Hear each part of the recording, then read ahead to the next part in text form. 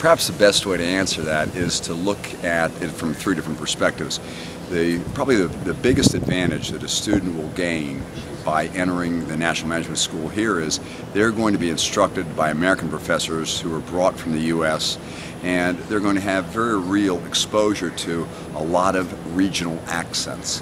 One of the problems really that an international student encounters in the U.S. is they have heard English maybe by a Hollywood actor or actress, but they have had no exposure to a slow southern drawl. And one speaks like this, it gets very, very difficult for one to understand.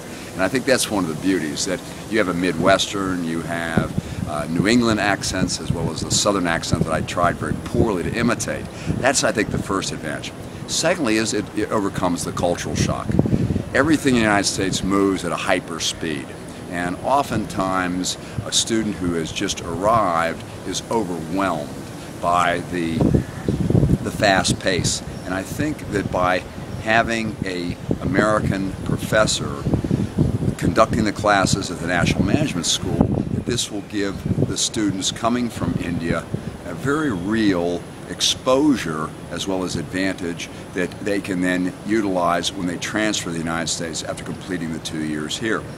The third advantage has to do with age, and this is, I think, perhaps on the minds of many Indian parents, that the safety factor, security factor, that I don't know really whether many students are able at 18 to shall we say, handle some of the temptations that are available in the United States.